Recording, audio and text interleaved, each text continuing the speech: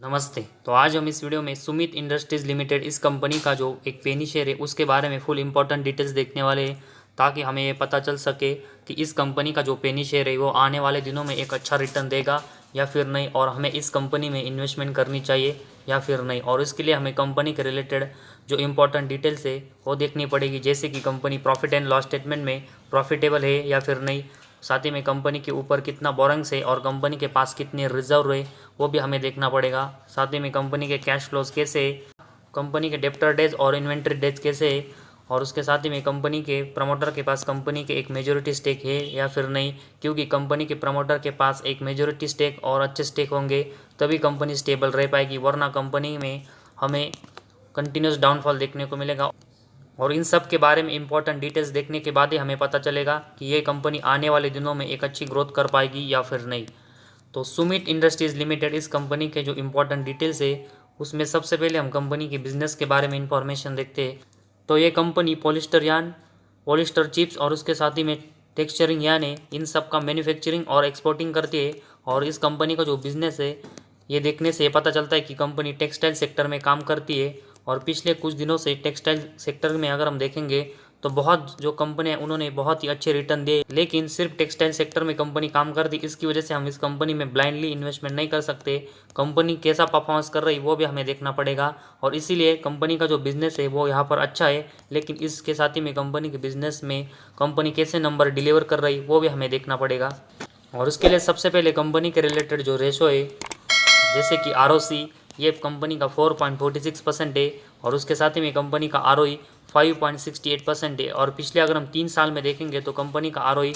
-22.1% से यहाँ पर ग्रोथ हो रहा है। तो इस कंपनी की जो ROE की ग्रोथ है वो पिछले 3 सालों में बहुत ही ख़राब है, वो कंपनी और प्लस में लानी पड़ेगी तभी कंपनी की एक अच्छी ग्रोथ होगी। और उसके साथ ही में कंपनी का ROC का नंबर्स भी देखेंगे तो ये भी बहुत ही कम है, और उसमें भी कंपनी को आने वाले समय में अच्छी ग्रोथ करनी पड़ेगी। और उसके बाद हम कंपनी के प्रॉफिट एंड लॉस स्टेटमेंट के बारे में इंफॉर्मेशन देखते हैं। तो इसमें हम कंपनी का पिछले 5 सालों का परफॉर्मेंस देखेंगे तो उसमें कंपनी का जो सेल्स है वो मार्च 18 में 1047 करोड़ का था, जो कि अगले साल एक डाउन होकर 832 करोड़ का हुआ। इसके बाद मार्च 20 में फिर से डाउन होकर 707, मार्च 21 में फिर से ड्रॉप होकर 572, लेकिन इसके बाद मार्च 22 में कंपनी ने फिर से अपने जो सेल्स है वो यहाँ पर बढ़ाकर 894 करोड़ का किया, और ट्रेलिंग 12 मंथ्स में 1000 करोड़ के ऊपर कंपनी का सेल्स हुआ है। तो पिछले 2 साल में अगर हम देखेंगे तो कंपनी का जो सेल्स 19, 20 और 21 में ड्रॉप हुआ था उसको कंपनी ने फिर से रिकवर करके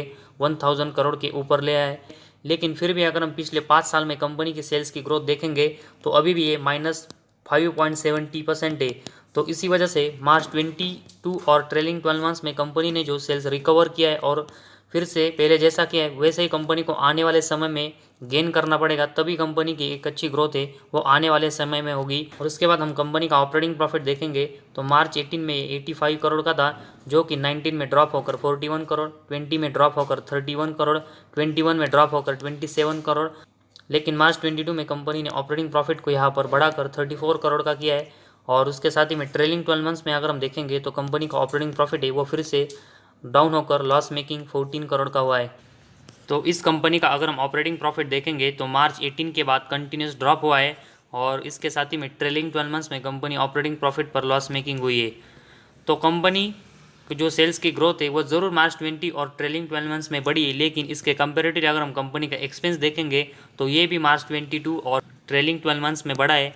जिसकी वजह से कंपनी ऑपरेटिंग बेसिस पर ट्रेलिंग 12 मंथ्स में लॉस मेकिंग हुई है। और उसके साथ ही में कंपनी का ऑपरेटिंग प्रॉफिट मार्जिन अगर हम देखेंगे तो मार्च 18 में 8% था, जो कि इसके बाद अगर हम देखेंगे तो वो मार्च 19 से लेकर मार्च 22 तक 4 से लेकर 5% के बीच में ही रहा है, और इसमें कोई यहाँ पर ज़्यादा ग्रोथ नहीं हुई। और उसके साथ ही में ट्रेलिंग 12 मंथ्स में कंपनी का ऑपरेटिंग प्रॉफिट मार्जिन ये -1% का है। तो जिस तरह ऑपरेटिंग प्रॉफिट में कंपनी ट्रेलिंग 12 मंथ्स में लॉस मेकिंग हुई है, उसी तरह कंपनी का ऑपरेटिंग प्रॉफिट मार्जिन है वो भी ट्रेलिंग 12 मंथ्स में लॉस मेकिंग हुआ है। और उसके साथ ही में अगर हम कंपनी का नेट प्रॉफिट देखेंगे तो मार्च 18 में कंपनी -3 करोड़ के लॉस में थी, जो कि इसके बाद कंपनी का अगर हम लॉस देखेंगे तो -117 करोड़, इसके बाद 47 करोड़ का लॉस, इसके बाद मार्च 21 में -7 करोड़ का लॉस, और इसके बाद कंपनी ज़रूर मार्च 22 में एक साल प्रॉफिट में आई, लेकिन फिर से ट्रेलिंग 12 मंथ्स में कंपनी का लॉस है वो 38 करोड़ का हुआ है। तो मार्च 18 से लेकर मार्च 22 तक देखेंगे तो कंपनी एक ही बार मार्च 22 में प्रॉफिट में आई थी, लेकिन अभी उसके बाद ट्रेलिंग 12 मंथ्स में कंपनी का जो प्रॉफिट है वो फिर से लॉस में गया है। और उसके साथ ही में अगर हम कंपनी का अर्निंग पर शेयर भी देखेंगे तो ये भी मार्च 18 के बाद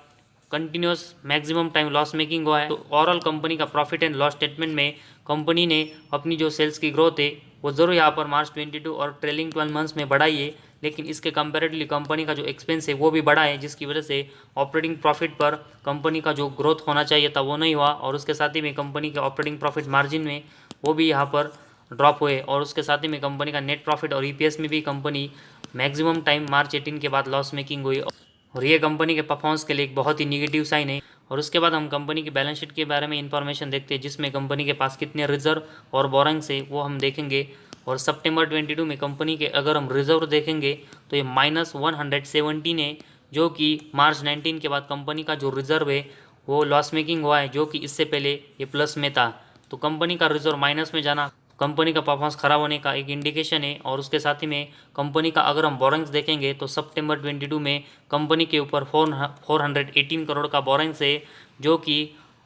अगर हम पिछले 4 साल में देखेंगे तो कंपनी ने अपने ऊपर का जो बोरोइंग्स है वो ज़रूर कम किया है, लेकिन कंपनी का अभी जो 418 करोड़ का बोरोइंग्स है उसके कंपेरेटिव कंपनी के जो रिजर्व है वो -117 करोड़ के। और इसी वजह से इस कंपनी की जो बैलेंस शीट है वो यहाँ पर बहुत ही वीक हो रही है। तो कंपनी को अगर अपना ग्रोथ करना है, बैलेंस शीट स्ट्रॉन्ग करनी है, तो कंपनी को अपने जो रिजर्व लॉस मेकिंग हुए वो यहाँ पर प्लस में लाने पड़ेंगे और उसके कंपेरेटिवली बोरोइंग्स कम करना पड़ेगा, तभी कंपनी की बैलेंस शीट स्ट्रॉन्ग होगी और कंपनी आने वाले समय में एक अच्छा ग्रोथ करेगी। और इसके बाद कंपनी का कैश फ्लोज देखेंगे तो मार्च 22 में कंपनी का नेट कैश फ्लो -1, मार्च 21 में 0, मार्च 20 में -11, मार्च 19 में -21, मार्च 18 में -4।